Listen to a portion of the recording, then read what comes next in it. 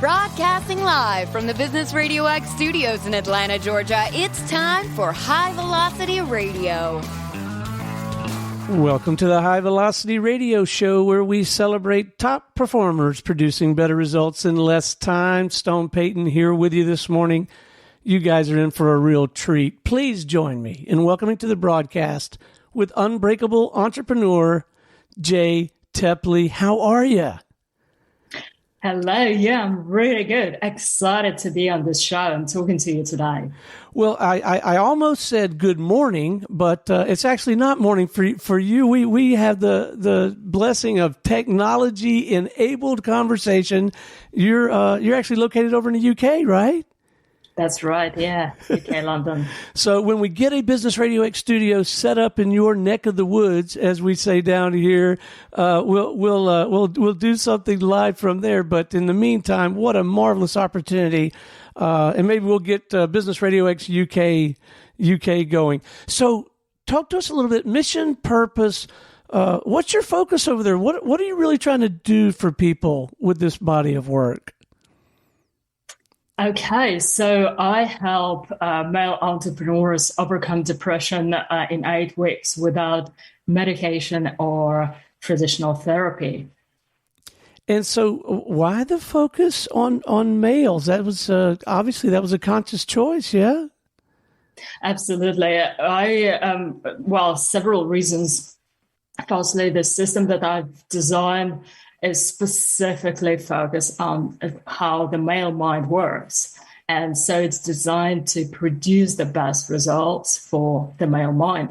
And the reason why I thought it was really important is because, as you probably know, depression is a great problem right now, but not everyone is exposed to it equally, so to speak. And so according to research, the rates of male suicide and depression actually double that of female. And especially with entrepreneurs, I realized there weren't many people helping them the right way, because the mind of the entrepreneur is quite different from someone who works 9 to 5. It's a very different mindset. It's a very different outlook on life. And to me, entrepreneurs are the heroes, the new heroes of these times. And because of that, they require a different approach and a different treatment. Well, I'm sure that my wife would agree with you 110%. I've been an entrepreneur almost my entire career. She has a very rewarding and fulfilling career with a little company some of our listeners may have heard of called IBM. And I'm sure she would agree with you that the mind of the entrepreneur is different. But if you would say more about that, in what ways? Right. Well, first of all, it's the ability to push against your fear, against obstacles, against your comfort zone, something that many people feel trapped by. And also, it's this thing about having a mission and striving to create something bigger than yourself, to leave a legacy. So not just to pay your bills, to live your day-to-day, but to actually create a change in the world. So as you might imagine, in my role with Business RadioX and just really my lifestyle in general, I hang out with a lot of entrepreneurs and right. business owners. And I don't know if it wouldn't surprise me at all, particularly as I learn more from you about this whole issue of depression, if some of them are depressed, but boy, they don't present themselves that way. You know, like, are we particularly good at masking our depression? Well, I'll ask that on two fronts, entrepreneurs and men, and then this is like a double whammy. Yes. Well, it has to do a lot with how men are brought up in our society. And from a very young age, you're told, boys don't cry. And you don't have to, you can't really talk about your feelings openly. And in my observation, what happens is many men actually lose that conscious connection with their feelings. And so what I've noticed sometimes is someone is really suffering, but consciously they're not fully aware of it. So they're rather telltale signs, but the person themselves thinks that everything is all right up to a point, obviously, up until they psychologically and mentally crumble, and then they realize that something is wrong. But yes, you're right. What an interesting line of work. It's obviously a noble pursuit, but I got to know a little bit more about the backstory. What in the world compelled you to do that? How did you find yourself in this line of work in the first place? Right. So I started doing this work about 20 years ago, just over 20 years ago now. And I've been a spiritual mentor and teacher over all these years, but gradually I decided to narrow down my focus. And so the more I was seeing, obviously, what kind of people are benefiting from my teachings the most, and what kind of people need them the most as well, then naturally I realized that the entrepreneurs, because I'm surrounded by that tribe, I'm an entrepreneur myself. And so I've realized that the entrepreneurs are those people who would really benefit from what I teach, because the task that they've chosen for themselves quite often is very strenuous, and quite often it far exceeds what they were mentally and emotionally prepared for going up to this point. And so I've realized that having those tools that I'm sharing would make a massive difference for this tribe.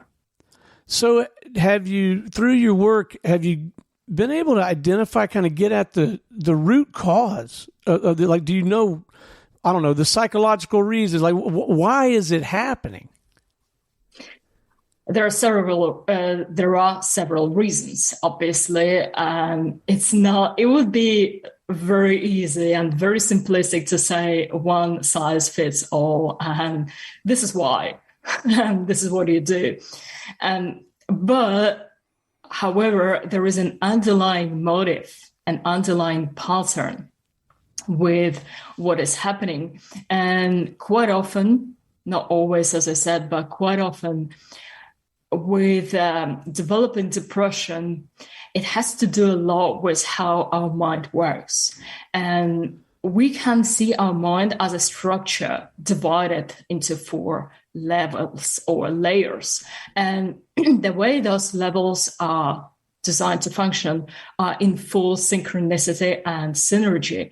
And this, unfortunately, doesn't happen with many people. So you don't need to be a psychologist to have heard about the conscious and the subconscious mind. And quite often, those two don't agree with each other. And if they don't agree with each other massively, they start that internal war. And the subconscious mind has its desires, needs, and goals. And then the conscious mind, or the ego, has its own desires and goals, usually imposed by someone else, usually copied from someone we admire, or from society, or from our peers, our parents. And so when these two are at odds, what happens is they become an internal war. And that internal war is like a friction, like a mental friction that causes a kind of a mental inflammation within. And you can tell it even from how the body responds to it, because inflammation on the physical level quite often accompanies depression. And so that mental inflammation is the root cause of that, what we call depression in many cases. And the easiest way out is to address that conflict and to stop that war within. So let's talk about the work itself. What does it look like when you begin to try to help someone get their arms around this issue and actually help them become unbreakable? I love this question. So firstly, I teach them how their mind works, because if you want to repair something, say a machine, first you want to learn how this machine operates. And with your mind, it's very similar. So I teach them about the 4 levels of the mind. and how those levels interact and how they want and need to be in synchronicity. So that's step number one. And then step number two, I teach them how to make sure that the needs of your subconscious, the part that starts the war, are met. And it's a very straightforward system where all you need to do, you need to learn that your subconscious basically only wants one thing. And no, it's not disgusting. You know where my mind went. Yes, but everyone's subconscious only wants one thing. And that thing is personal power. And it may sound really strange because in our society, in our current paradigm, the word power has a lot of negative rep. But what we need to understand and really understand to pull ourselves out of depression is that we are meant to be very powerful beings. And it's reflected in many philosophies and religions of the world, where it says that we come from the source, that we are the children of the absolute, of God. And when you think about it, children take after their parents. And so if we are part of that universal force that created everything, obviously part of that creative power and that consciousness is in us. And our deepest desire as human beings is to realize that power and to make a dent on the world. And again, I know that some people think, oh, but I don't want to be powerful. And I want to say, yes, you do. Search your feelings. You know this to be true. Because everything we do ultimately comes down to leaving a mark on the world. Because why do we even want to stay alive? Because we want to make a difference. Why do we want to be with someone? Ultimately, because we feel that we are pulling someone into our orbit and we are creating something meaningful together. So again, it's a reflection of that personal power. So for entrepreneurs creating their businesses, it's a very pure expression of wanting to leave a mark on the world and to change something by their presence. Now, the problem is though, that the conscious and the subconscious mind see this thing very differently. And as I said, the word power has a lot of bad rep in our society. And this is because we don't sadly have a different word for power to and power over. And these are different concepts. I actually explain them in my book. So the power to is the side that often gets misused and abused and has this very dark connotation in our society, because the power to springs from that inner insecurity and emptiness. And it's the power, say, over resources or social power of some kind. And quite often people abuse it because they don't have a solid standing, because they're compensating for something. And, you know, it's similar to, say, if there is a very, very muscular guy sometimes who compensates with his looks for his inner insecurity. And it's just something that does happen. So people who crave a lot of power over those who compensate for the lack of power too. And the power too is what we actually really crave as human beings, is what we are searching for or all our lives. So that power too means that is the power over our internal resources, over our mind, over our internal power, our gift to manifest in the world. And when we have access to that power too, you will notice that people who meditate a lot, people who are spiritually curious or spiritually inclined, are much more peaceful and much more compassionate. If they do it in the right way, I mean, if they really see the results from their practice, you can see that there is like an aura of calmness and confidence around them. And that happens because they acquire that power too. And the curious thing is that once you have this power too, once you are able to consciously mold your mind and your reality in alignment with your will, suddenly the power over is given to you, but you're not that interested, because if you have the real treasure, why would you compensate? And so the lack of access to that very fundamental need, which is the power to, which is our inner confidence and the ability to create our own reality the way we want it, this is what drives people to depression and sometimes even suicide. Wow.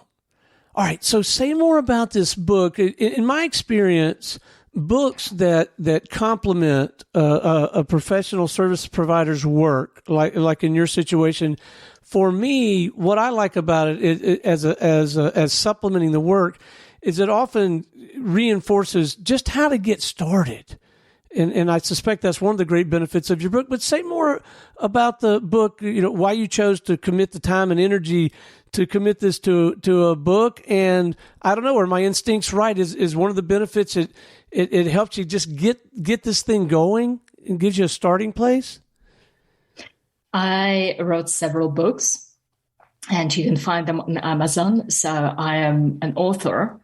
And for me, writing books, well, I would say the way it started was students kept asking me the same questions over and over. And I thought, actually, rather than explaining that every time, it would be easier to put them into a book. But since then, I've written several books. And with this in particular, the idea was to get someone started from where they are. Okay. So someone may choose to work with me, and that's great. That's one of the purposes of this book. So you can read it, fall in love with what I'm talking about, and really think that, wow, that resonates with me. That makes so much sense. I need to take it further and explore it further. But even if someone decides to just get a little bit of help and say they want to do it on their own, this book gives you the tools to do it. So I did know that you're a prolific author. It's one of the reasons I was so excited about having you on the show is, did you find that the book came together pretty easy for you, or was that a bit of a challenge, taking what you naturally do and then getting it committed to paper and in a structure that the layperson could really use? Or what was the actual book writing process like for you?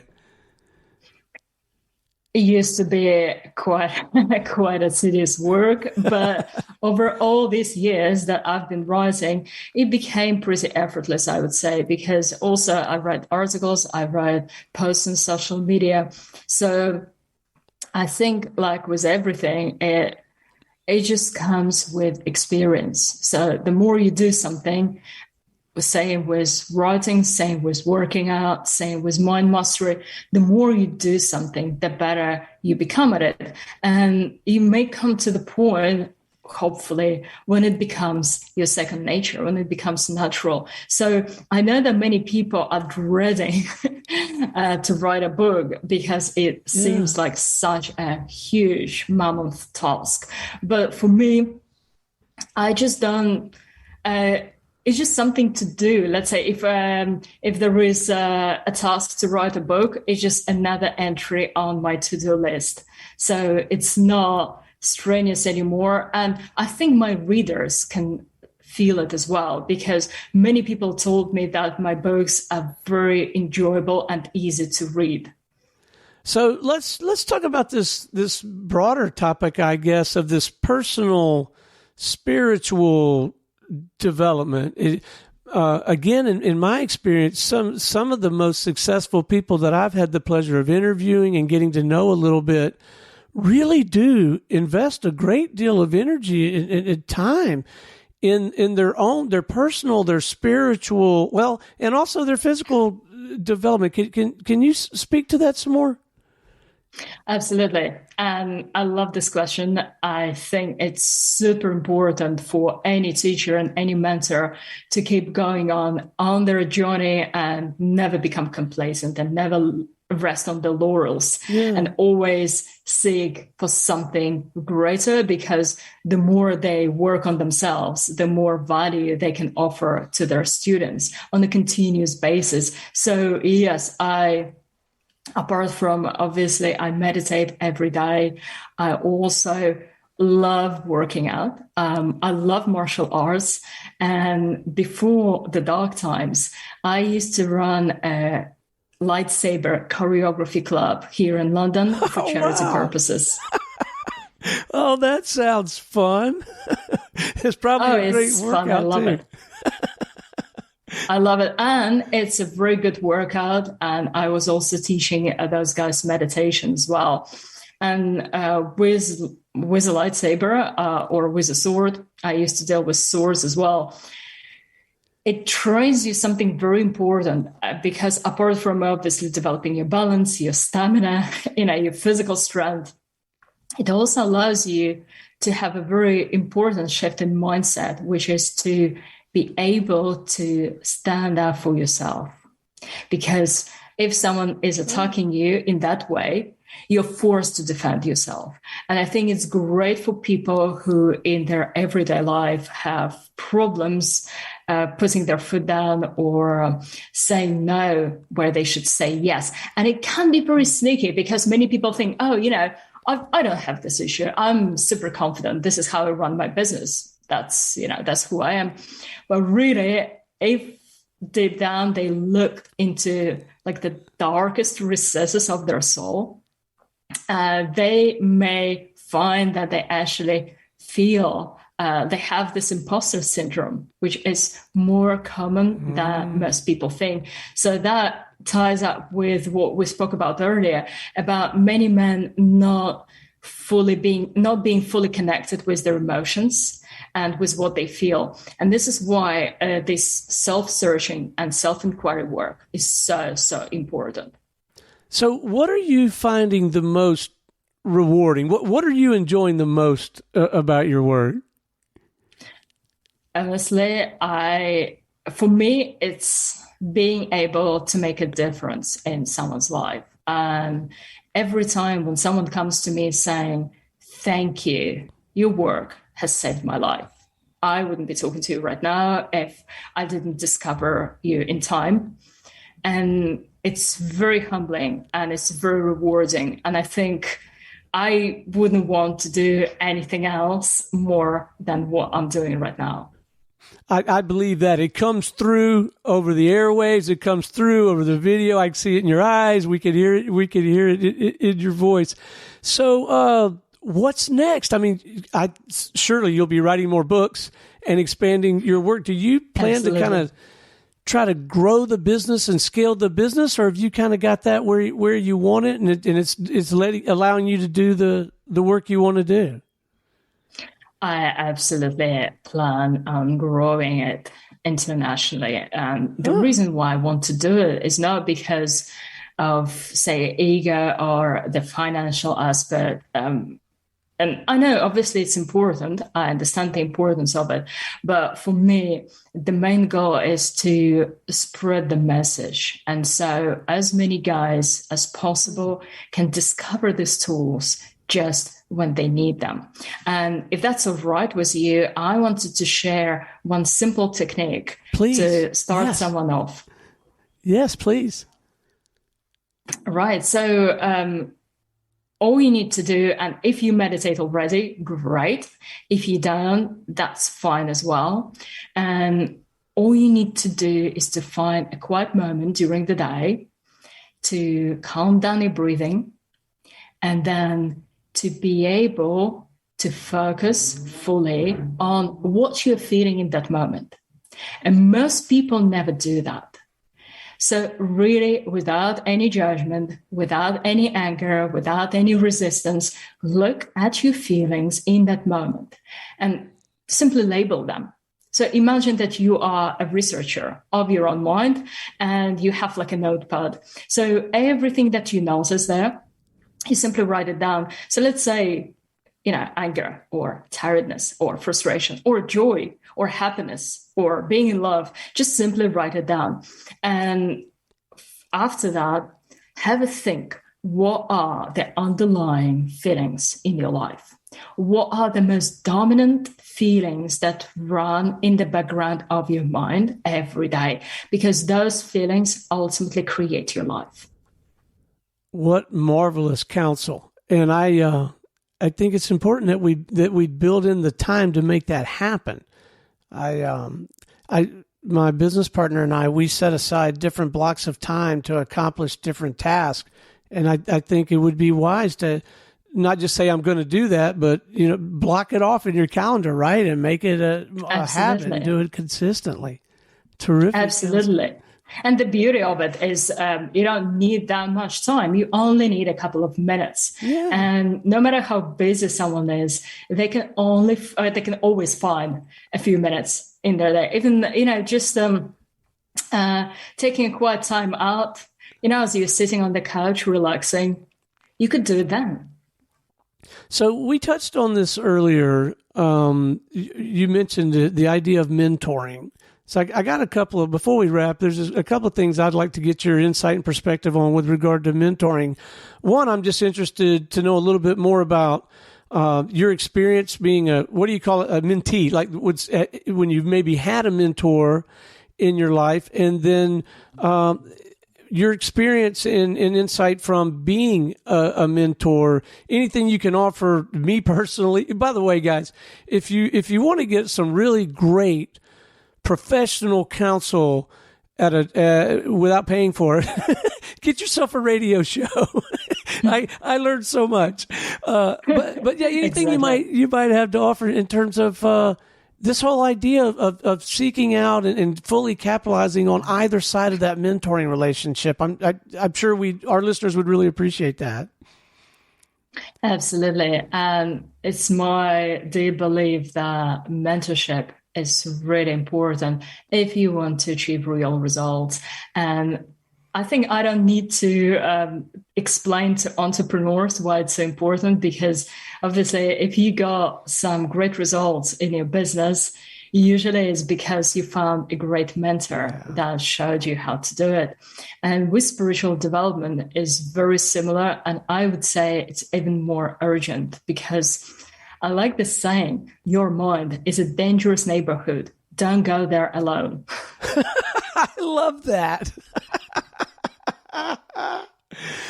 So kind of along that same line, it strikes me that if you're going to be a good a mentor, a leader, that it would be wise to understand that a male, particularly in the context of this conversation, that you're working with, may be dealing with some of these challenges.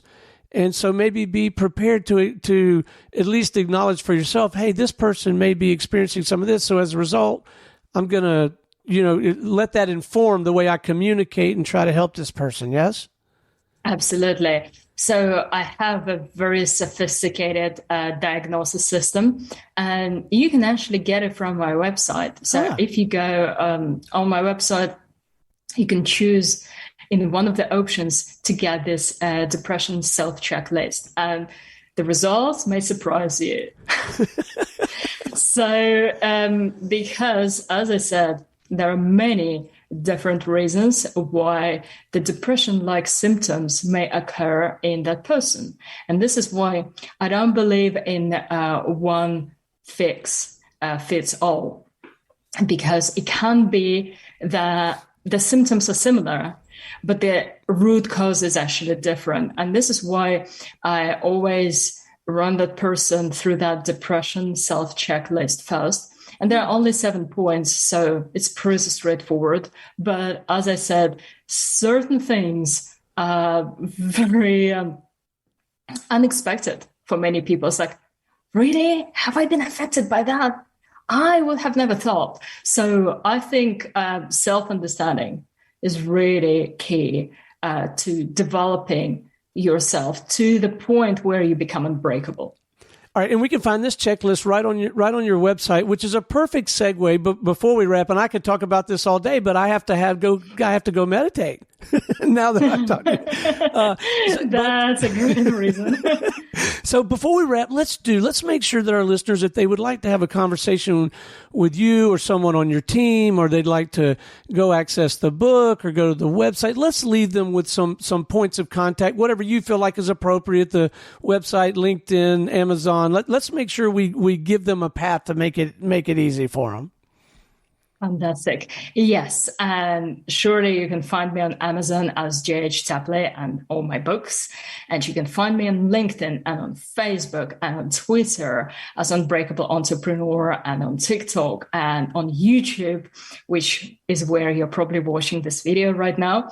But I would say the best and the easiest way to get in touch with me is at the back of my books, but also in all of my materials, you will have a link to my Telegram channel. And if you join this channel, you will have also access to some exclusive content that I share only with my students. And you will get to talk to me personally and to some of the advanced students of the course. So it can be the beginning of a really fascinating journey. Well, Jay, it has been an absolute delight having you on the show today. Thank you so much for joining us and sharing your insight. This has been informative, inspiring, and candidly, just a lot of fun. I'm glad to hear that. And thank you so much for inviting me on the show. It's been a pleasure. All right. Until next time, this is Stone Payton for our guest today, Jay Tepley with Unbreakable Entrepreneur, and everyone here at the Business RadioX family saying we'll see you in the fast lane.